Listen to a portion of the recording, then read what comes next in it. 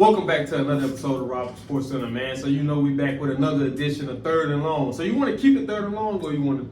Hey, right now we're just gonna keep it. We're gonna rock out third and long. Yeah, I know you was talking about we seen, but hey, we're gonna keep on rocking out. I feel like we were there first. Yeah, man. It was an exciting first week, man. I think it was an exciting first week with football, period, not just high school. From high school, college to the league. Right. I think you've seen a lot of sloppy football. Everybody kind of getting into the routine of things.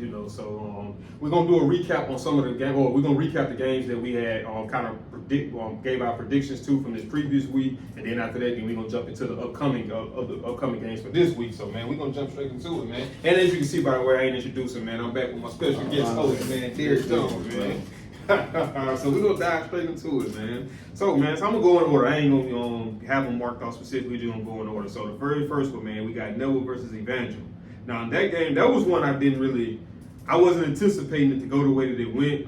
In a lot of ways, I thought Neville kind of was going to dominate up front, and I thought that was going to give Evangel some trouble. But Evangel came out kind of hot on him. I know Neville was sitting in that a 3-4, and I know that's what was allowing them to kind of get a lot of them runs up the middle. But they ended up pulling it out in the end. But on both parts, it was things they could have did a little better, like penalty wise and stuff like that, and just kind of overall execution. But I think as time go on, they're gonna get a little better with that. Neville ended up pulling their game off 33, pulling their win off 33-32. Now, me personally, if I was that coach in that situation, being that the kicker had already missed one, me personally, well, he had already missed all the extra points. I think maybe went for like 5, and he had them block 4, went for 3 and block, whatever. Right.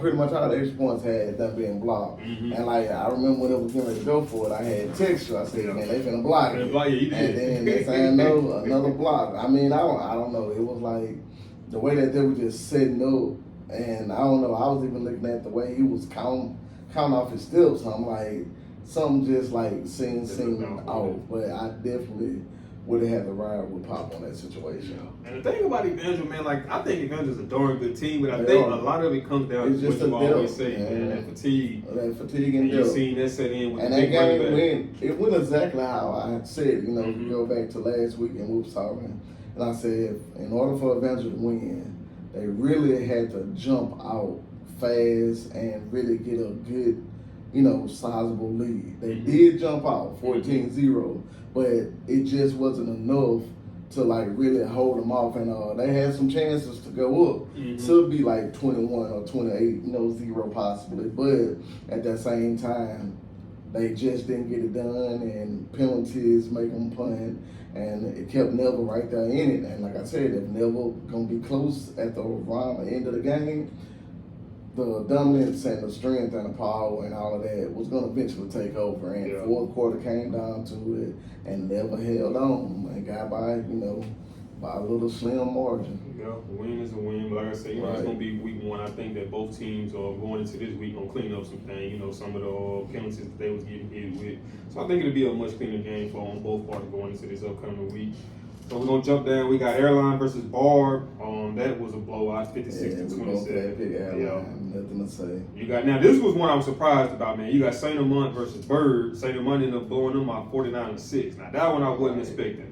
But it could have been one of them situations. You went with Bird, I went with Saint Amant on that. Like I said, man, Saint Amant just has a certain type of swag, man, and it just they show up ready to play. Yeah. And that's the only thing that I win. And looking at Bird style, like I said, if you play a good disciplined football team that good at what I call assignment football, where you come in, you hit that fullback every play, man. Your responsibility is the quarterback. You got the pitch, man.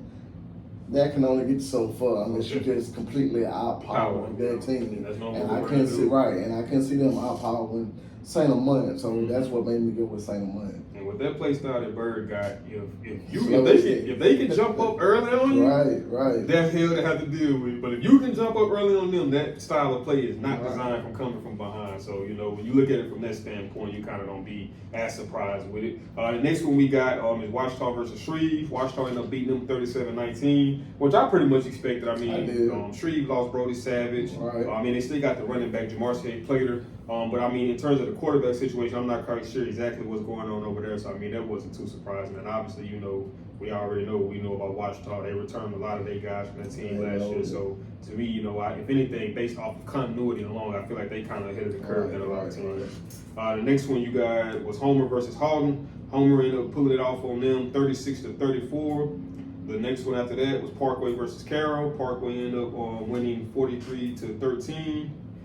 You had Ash versus West Feliciana. Ash ended up beating them 54-7. Yeah, had running clock second quarter. Yeah, I can only imagine. And then, man, you know what, man? I be seeing a lot of these polls, and they be talking about the top teams in Louisiana. I don't know what it is. They got something against Ash. And for some odd reason, Ash is not up there. They went to state last year, and I mean, I can understand not putting them up top at the beginning of last year. Right. I told you that was my sleeper team last year, and they ended up making it to state. But I mean, they went to state.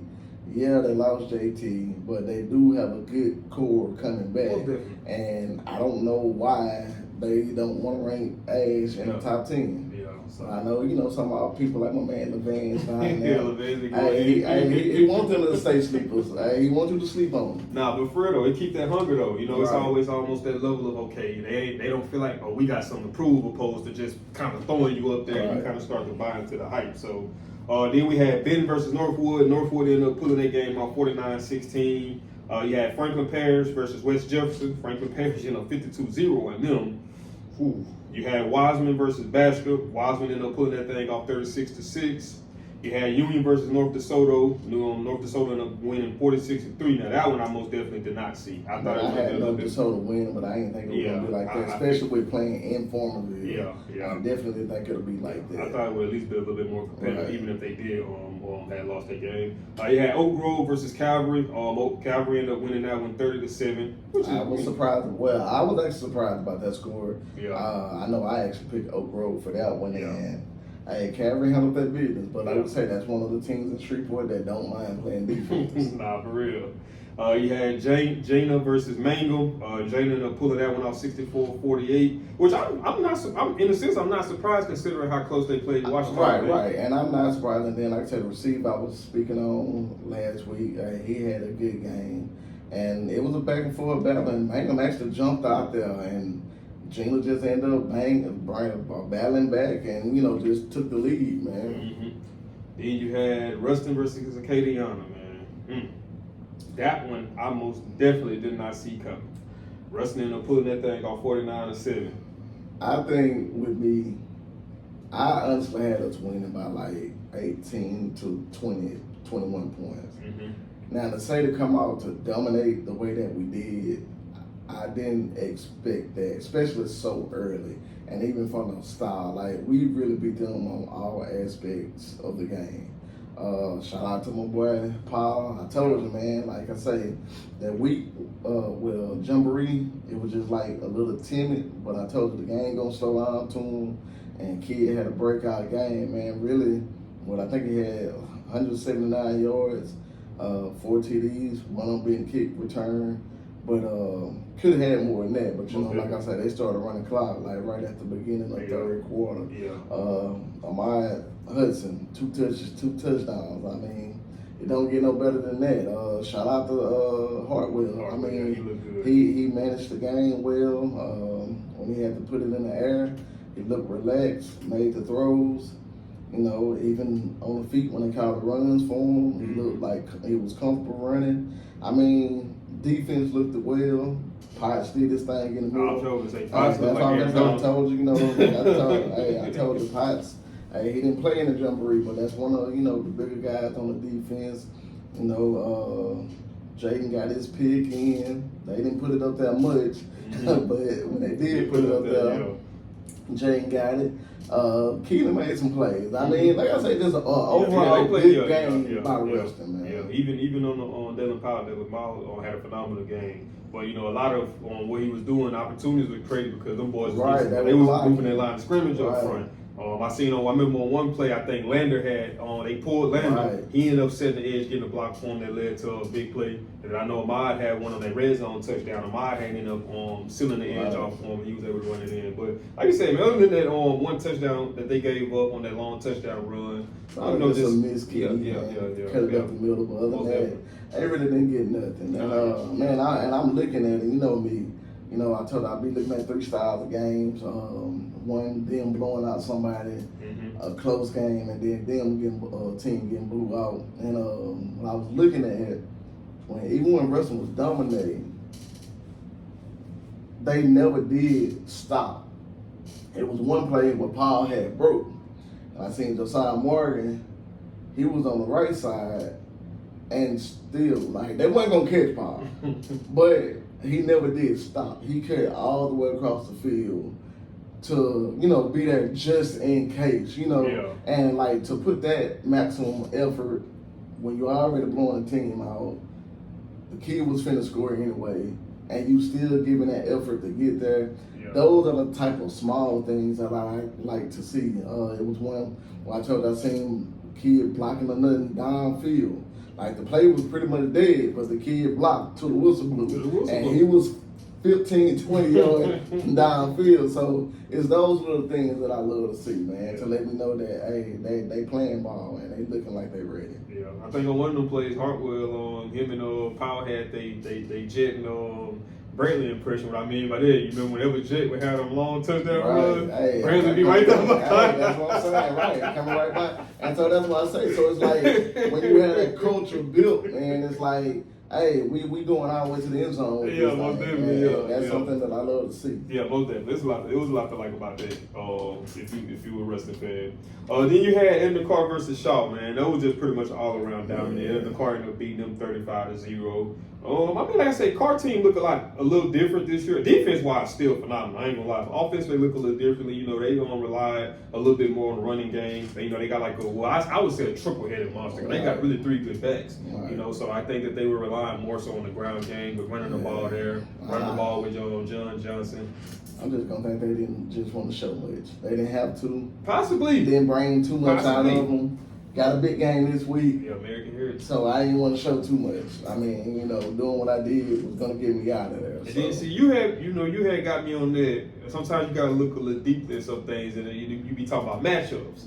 So it's like sometimes you'll look at a team, and based off of this team, you will be thinking like, man, this game ain't gonna even be close. But you just don't understand from a stylistic standpoint. This team matches up a little better with this type of team. So they might plumb a little better than a team that, so to speak, isn't as good as them. You know what I mean? And it could have been one of them things. But like you said, too, it could have been one of them things where I just ain't want to show too much. We just going to rely on dominance up front. Don't want to get nobody hurt. And we're trying to get to the next week, bro. That's the way I'm taking it right now. Then the last one, West Monroe versus Huntington, and West Monroe obviously pulled that thing off 41-18. I can guarantee you that a lot of that was done up front offensively for West Monroe and up front defensively from West Monroe. So man, now we got the upcoming week. Oh yeah, then we got our the points too. What we had in terms of our picks and predictions. I ended up finishing the week off 11-5. He went 13-3, so it's already looking like a repeat of last year. I'm already down behind the sticks. That's on 2 games, man. That's on 2 games. I'm already down behind the sticks again, man. So we're gonna go in and jump into this week, man. I don't know, you want to briefly touch on maybe a little NFL or... No, we'll catch that at the end. Catch on the end. Okay. I'm gonna make sure. Yeah. Are you going week to week from saying NFL this week game? Yeah. I mean, really, man, the only game that I really kind of like was intriguing. With your boys. I mean, you say Ravens and Buffalo. I just hate the way Ravens lost that game, and kind of like felt it coming. Yeah. And it was like, man, they didn't lose this by 1, but. I mean, hey, Henry had some good moments. Josh Allen had some good moments. Cook had some good moments. Lamar had some good moments. So it was, good football. I'm going to tell you a team that looked good to me was the Commanders. Most definitely. They looked good to me as far as looking at them.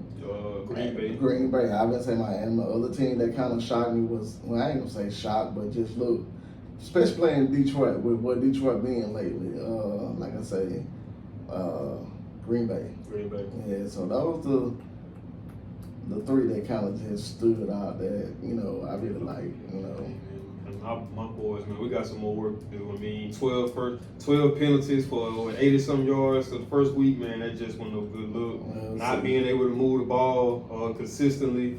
Keep putting a younger quarterback, not a rookie quarterback, but a first-year starter behind the sticks, third and long, second and long. I mean. Y'all don't know you're talking about the Saints. Saints, Saints, man. Yeah. So we got some things to do. We got some work to do, man. All right. And for the ones that know, man, I'm a bad fan. Yeah. It's almost the same thing. It was like, it was kind of like what they call it, like, you know, when you were happy but disappointed at something bittersweet. It was like a bittersweet game. Like, we laid pretty much the whole game. I'm a Bear fan for y'all that don't know. Laid pretty much the whole game and then just melted down in the fourth quarter. I like the intensity that we had on defense. Most definitely. Our defense was playing good. Like maybe we got tired. So I like the intensity on that. I like the offensive play calling. Like, it was there. The timing was there, other calls and all that. Maybe Caleb Williams have to just settle down a little more, and he was just missing a lot of throws, and the biggest one was towards the end, and DJ Moore was just wide open, and he just sailed that thing. You know, there was a couple of times, second and third down, he just missed some what would have been key plays to, you know, keep the chains moving to whether they could have got a field goal and kept the game closer, or maybe even a touchdown. But I mean, still some good hope, you know, going from now. One thing I know about the NFL though, bro, like the talent gap is not very big like how it is in high school or how it is in college. So you really cannot afford to really take your foot off the gas, become a little bit complacent, because if so, man, I'm talking about in the blink of an eye, that game can be a whole different ball game. I mean, we've seen it with Buffalo, in Baltimore, then we've seen it with your boys, Chicago and the Vikings. So that's one of the things for me, is like when you, especially in the NFL, man, when you get a team down, you got to make sure you keep them down for the game. While we on just a quick thing, it just popped in my head. Just say if you got just one breakout player or one player that stood out to you, who would that be from the week? High school or NFL. NFL. I would probably say, I know it might be because we played him, but he made some good plays against us though, and that's Marvin Harrison Jr. He for one, that dude picked up some weight. I think they said that boy had like 10 pounds of muscle. Right. And I mean, whenever it was time for a play to be made and they needed to move the sticks, man, he came through for Kyler Murray more ways than not. So I would say more so him than anything. I would say him. Yeah. What you have to say? Mine be an old boy from Tampa Bay. Came from Ohio. Mako Buka. Yeah. That one stepped up big. Yeah, most definitely. I got to look and see. I tried to go pick him up on my fantasy football team real quick. You know what's scary? He in my division. Oh yeah. Maybe Mike Evans right there together. Hey, it's gonna be a scary sight. All right, man. So now we're gonna go ahead and jump into week 2 of high school football. Obviously, man, we're gonna do it like how we did it last week. We got our top games of the week right here. So we just gonna kind of name the games that leading up to those games. So we're gonna start off with Airline and Benton. I'm going Airline on that one. Airline. Right now, prediction, so we get it, but I'm definitely going Airline on that one. I wonder how Kenny Darby had performed in that game last week. I'm pretty sure he probably had about 2 or 3 touchdowns. I'm pretty sure he probably had about 2 or 3 touchdowns. So the next one we got Bird versus Halton. I'm going Bird on that one, honestly. I am seeing that Halton dropped it to. Look at that, Homer. I'm definitely gonna pick Bird. Old slow and steady. Gonna get it I think Bird gonna tell us, okay, it did work against them, but let me show you how. Right. I feel like slow and steady gonna work this week. I'm gonna show you how it's gonna work this week. We got Pop going up against Natchitoches Central. I'm gonna have to go with Evangel. I'm going Evangel also. I think Pop getting the win column, and like I say, Pop had moments in the game against Nelvin, and so like I say, it just some things that was like uncharacteristic as far as the way that was always the clock running out on him as far as just clock running out. Man. Yeah, Like I said, it was them week one. Right. Them week I mean, one. we just gonna charge it to them. Yeah. Nah, I would. Pop, man, that kid got a bright future, man. Like, I just watched that dude throw too the many football. games, like, all throughout the game. Yeah, most definitely. But that dude right there can throw that dog on football. Like, it'd be crazy watching him throw that thing. We got Parkway versus Woodlawn. I'm gonna go with Parkway on that one. On Parkway too. Parkway, one of them teams. It's almost like that. They ain't got like. Like I say, it's more. We joke and say that they don't play defense, but they are one of the more well-balanced. Outside of Calvary. Yeah. That would be like probably my second best defensive team. Most definitely. The Shreveport area. Most definitely. Man. Whew. Got Union versus Ash. I'm going with Ash on that one. If Union can do no better against North Dakota, it's gonna be a rough one this week, buddy. Ash may have another running clock. And if Union, man, I don't think I've ever seen anybody put a running clock on Union. So that's kind of gonna be my look. Yeah. So now after that one, when we got what your boy Silas called him, O Block. O Block. We got O Block going up against Wiseman. Let's watch talk for y'all who may not know. I'm going to watch talk on that one. I was saying, and just in honor of my man Silas, I'm gonna put O Block on him. I was hoping you to do that too. I'll put O Block. And then we got Sterlington versus Rabel. I'm going with Sterlington on that one. I don't even think we need to even touch on that one too much.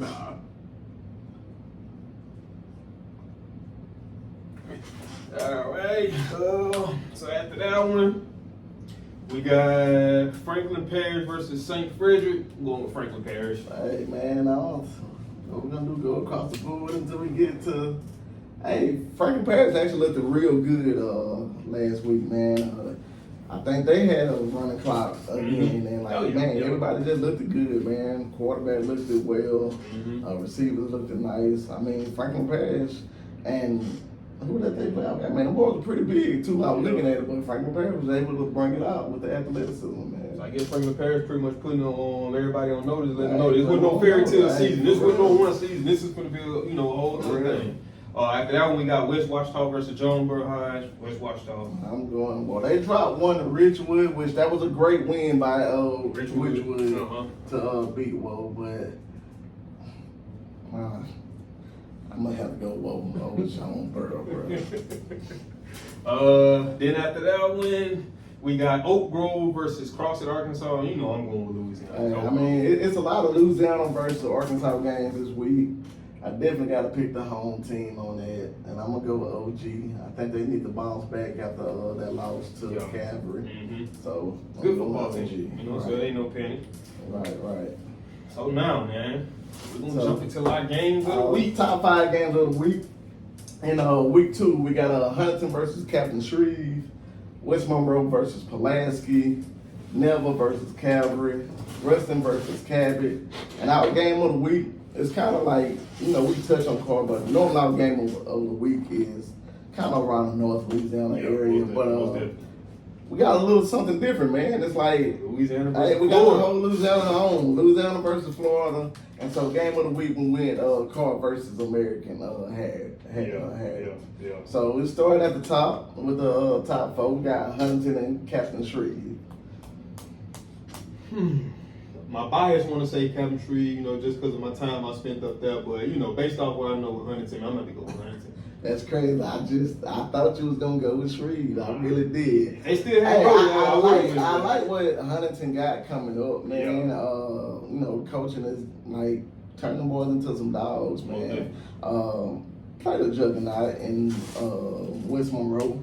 And they held their own for a little bit, but then West Monroe just ended up taking over. So I'm going to go with Huntington myself.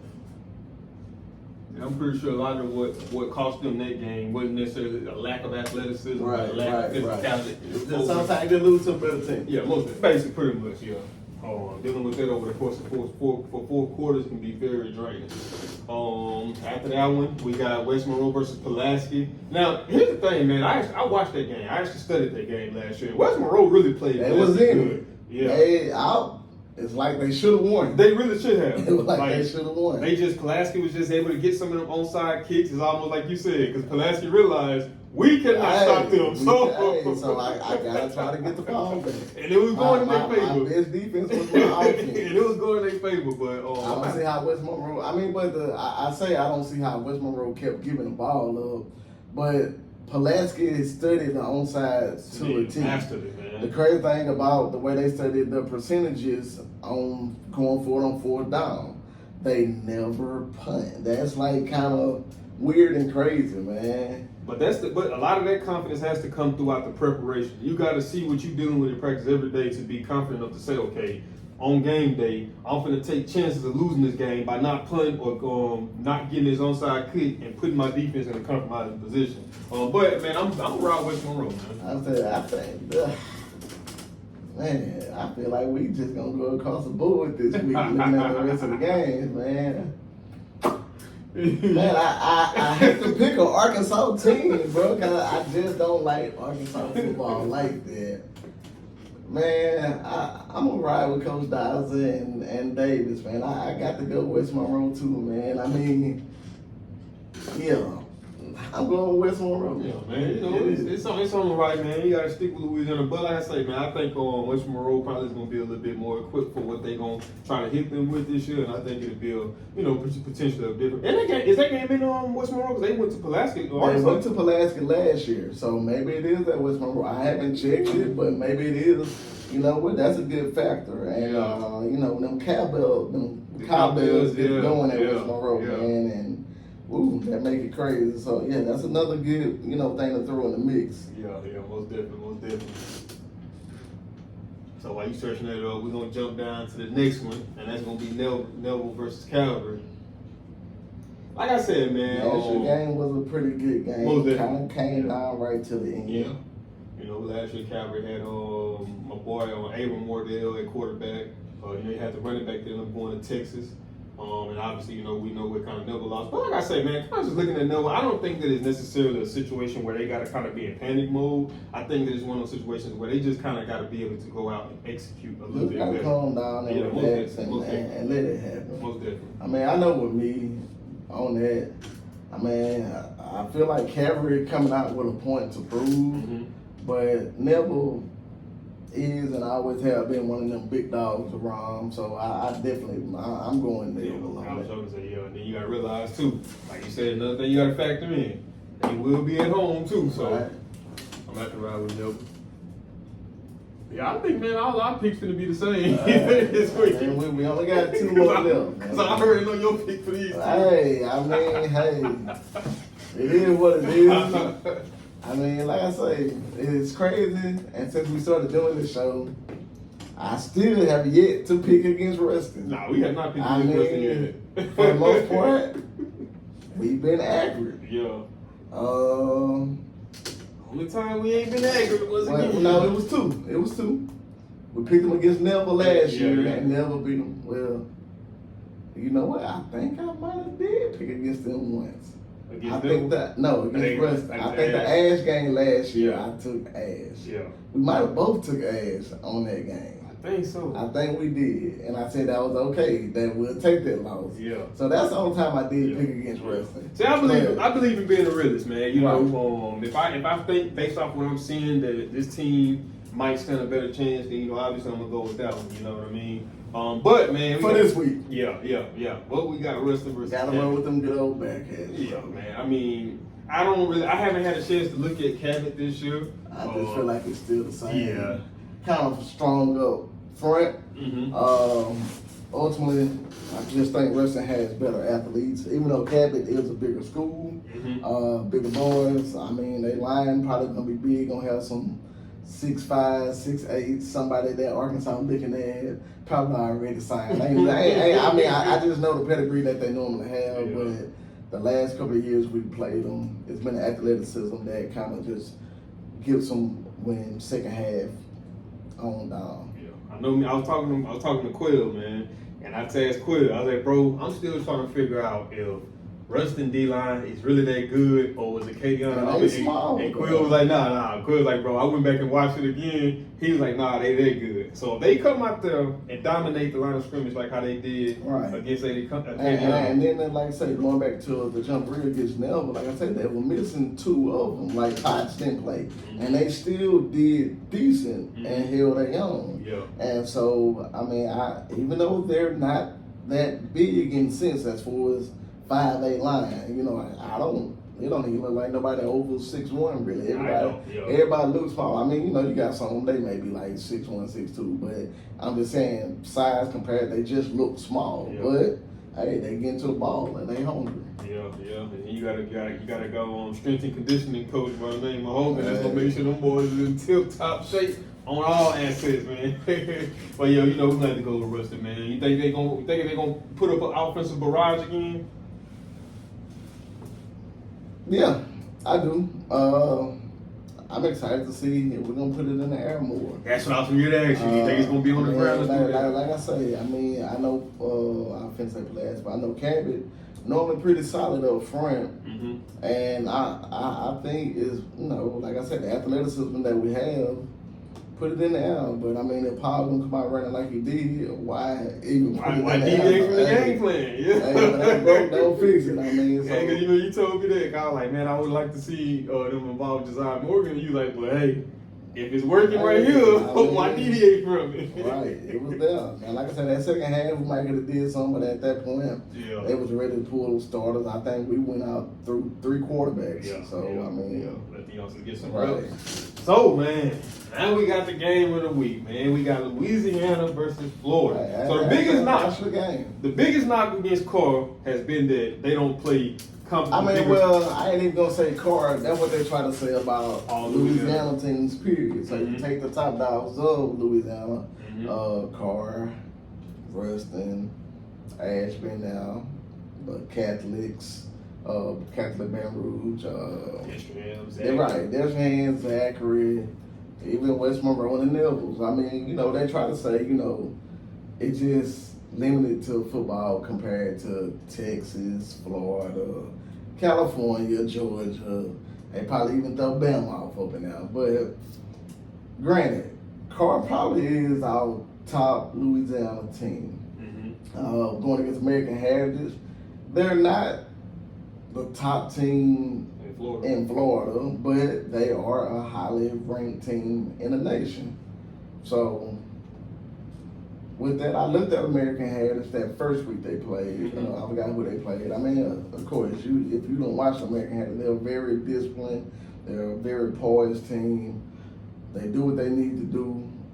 Everybody makes the assignment that they need to make, and you very seldom see them rush anything. It's like everything is it's like a clockwork, man. But with Carr, maybe a biased pick, maybe being home team, and I want to say, you know, just repping and being from the map. When my boy say, yeah, bitch, I'm from Louisiana. Hey, I think Carr gonna have the athletes, man, and gonna get it done or whatever. I mean, it's gonna be I'm feeling like it's gonna be a good football game. Maybe one at a time, depending on the time of the game. I probably look at Carr more than I look at Rustin this week. I mean, hey, I'm gonna be sitting there tuned in because I know I ain't gonna make that drive to campus, so everything be on TV. So definitely gonna be looking at Carr, man. But man, American Heritage been talking earlier. Oh yeah, they started, about the way they come out. Yeah, they talking about something. Hey, I get it. Florida got that swag, bro. Yeah. And you supposed to have that confidence in yourself. You ain't supposed to be like, oh man, they start playing against. Yeah, you supposed to have that. But I'm gonna have to ride with Carr too. I'm going Carr, man. I just think the athletes of Carr is gonna get it done. I ain't gonna say it's gonna be too much, but I'm gonna say that I think they're gonna get it done. Yeah, and then just what I seen from Carr, like I said, defensively, I mean, you're gonna have a rough time with, because you're not gonna be able to bully them up front, and then you're not gonna really be able to just have their way with them in the secondary. So you're gonna have to be kind of creative with your play calling, because they got athletes to match you. So like you said, man, it's gonna be an interesting game. But I think Carr gonna. Right, and the aspect when they that band go to blowing them horns and beating them drums. Mm-hmm. I just don't know if American Heritage done seen that. But I mean, I'm sure you got some crunk teams out there in Florida that they done seen that. But for me, man, I gotta go Carl. I know Pop that he had posted on IG on his IG story about talking about that game, and I remember I had commented and I was like, bro, that's gonna be an interesting matchup, and I was like, man, this is an opportunity to kind of put more of a global, limelight on Louisiana, to kind of help with some of these guys that might go under the radar, So I would definitely if Carl can come out and get a good healthy win, most definitely, like 14 or more, then I think it shine light on the whole state as a whole. Granted, Carl do have a lot of blowout games. Actually, John Curtis played in California last week too. I don't know if they won that one or not. Yeah, I think they went to California and played. But so granted, I mean I'm thinking they lost because it wasn't too much said about it. No, I ain't heard nothing about that. But like I say, I seen them traveling, and they had did like a special. Well, not a special, but did a little documentary on it in a sense. But last year, Curtis was just kind of too up and down. It's too wishy-washy. Like they'll play good one game, then they'll come out there in this game and just be playing some sloppy football, turn the ball over and stuff. So, and I'm not quite sure how much of that team that they actually are on return. So, I wouldn't be surprised if they probably wasn't able to pull it off. Well, no, actually, we're wrong. They played Cathedral and they won 54-26. Okay. So I apologize, JC. They got it done. Hey, but that team was out in Los Angeles, California, man. You know what type of team they is too, though. Hey, slow and steady. So is California used to that physical, gritty style of football? I mean, like I say, so that was a big game. So with Cathedral, they was ranked 677 nationally. So not to take nothing from JC, but. They still went out there and represented for the boot, man. Right. So that's all that really matters. That's all that matters. Yeah, man. So it's gonna be an interesting week of football. I'm just glad to have football back. Period, man. I really enjoyed this whole football week. From Thursday, Friday, Saturday. They blessed us Sunday, so we was playing Monday. So man, we had straight football. So I really enjoyed it. College wise, man, I don't think it's really too many good matchups right now. I think that a lot of those teams kind of like I say, you can kind of pick some of the upsets. Like I, was telling I just felt like it was just that one game, that USL versus Florida. For whatever reason, that game just stood out to me, and I, built my parlay. I skipped that game. I didn't want to pick USL because I wasn't that bold, but I just felt like it was a shaky game, and Florida ended up pulling that one off. And Florida has a pretty decent team, man. I like the QB lag way, but I don't know. It was just something. Man, we got a little bit more time. I got another one for you. But Tim, give me your take. I don't know if you really looked at it on the LSU and Tech situation. I looked at it. Man, I'm gonna say shout out to Tech defense especially. Mm-hmm. I watched it and Tech played hard, man. I seen a little snippet of Coach Keller was saying that it was a trap game and wanted the boys to make sure they came out and played hard, and he felt like they didn't play as hard. But man, Tech stood their ground for what it's worth. Like I said, everyone kind of knew LSU was gonna get the win. And man, I remember talking to my man Coach Harris from City Creek today at work, and just going through talking about they got a game coming up against 418. And I said, well, of course, shouldn't go out there and lay down, but it's one of them things of how did you lose? Did you just go out there and lay down, or did they just beat you and the better team just won? And I can take that when I'm going against a bigger team or a bigger organization or whatever. And I feel like that's how it was for Tech and LSU, and it was one of the things to where, okay, the better team won, but Tech showed up and played, man. It wasn't just, no just complete dominance. Like, LSU had to play and get it. A little bit better quarterback play from Tech, and I think it's a totally different situation. Not saying that Tech was still going to win, but the game would have looked a little better. I mean, I don't know, it was like timid play calling. We really didn't want to go downfield. Everything was kind of like out in the flats in a sense. And I say we, like, I don't know, I guess because I went to Tech, go Dogs, I mean. But, so it's just one of the things, but I do like LSU for the home team. But, you know, I don't know, good game. I mean, shout out my boy Mayfield, got a sack. I seen that. Hey, I like to say another wrestling alone, Christian Davis, so he got a sack. Yeah. I mean, so hey man, wrestling showing up, man. Backhats everywhere. So do you think there's anything for LSU to be like nervous about, or you think it's one of them things? It might have been a little hangover coming from the big win against Clemson. And they know they can't chill too much longer because, I mean, you got big games being in the SEC. It's a, you know, big game after big game. So, I mean, they know they got to come out and play. See, but that's like one thing I be trying to get people to understand. It's like I always use your boys as an example. Your championship team, you know, Maj and that defense. And I was like, bro, the thing that I noticed about them dudes was that it was never no such thing as a given game or an easy game. Like regardless of who they played, them dudes came out on the same type of energy, and it correlated through practice. So that championship team, that championship pedigree, it didn't show up against the teams that matter or the teams that you supposed to, you know, the teams that you supposed to beat, you just overlook. Like they came out there with the same energy. It's like it was a certain standard that they had to play. Right. So who they had to play really didn't matter because they showed, it was just how they carried themselves. And it's like, that was said about other shoes. It's like, you know, even I want to see that level of dominance. Not saying that they supposed to just blew out Tech, but it's just like, man, you know, if you're trying to be that team to dethrone Ohio State, man, you know, I just want to see that level of confidence, regardless of who you playing, whether it's a Clemson, whether it's a Bama, whether it's a Georgia, or whether you playing the team that technically you're supposed to be. And I agree, but like I say on that,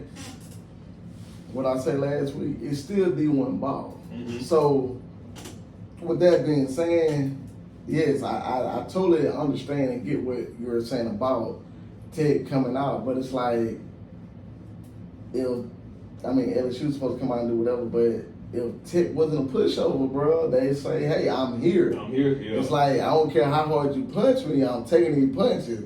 What's your boy that I be talking about? Hey, like, so Tech living like a Nate Diaz, bro. Like, you punch me, I'm bleeding, but hey, I'm gonna keep coming back, man. So you gonna have to kill me. Hey, and maybe Tech just had that mind, like, you know, I look at the schools down and I'm like, hey, LSU, you the big brother, but you know, sometimes the big brother gonna win that, but sometimes you just sneak up and whoop that big brother just one time or something, man. And, hey, maybe Tech thought that was like gonna be one of their moments, and so they fought hard, man. So I ain't gonna take nothing from LSU just because, you know, it didn't go like maybe some people thought it should. You know, they thought LSU and Tech should have been how Ohio State and Gremlin was, but you know, hey, both of them still D1 ball, bro. Tech had it on their mind, man. And they did what they could. It's almost like Mayweather was talking about when Tank and Pitbull had fought, and Floyd was talking about, see, the thing is,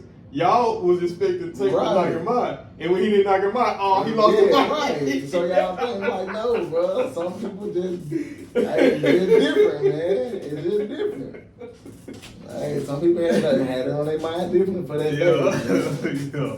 But man, that's it for today's video, man. Like I say, man, you know, we'll be seeing y'all next week. But like we always say, man, make sure y'all smash that thumbs up button. Also, man, comment down below. We be looking forward to them comments. Let us know what y'all think, what y'all picks is, what y'all predictions is, what y'all agree with, what y'all don't agree with. And even if it's some teams y'all want us to cover, man, let us know in the comments, man, and we'll most definitely include those teams in there. Regardless if it's 1A, regardless if it's 2A, 3A, 4A, 5A, we'll most definitely include those guys in there, man. You got anything you want to finish off with? Not really, man. I guess, man, big thing, man, family-wise, I say family because I've been knowing them forever.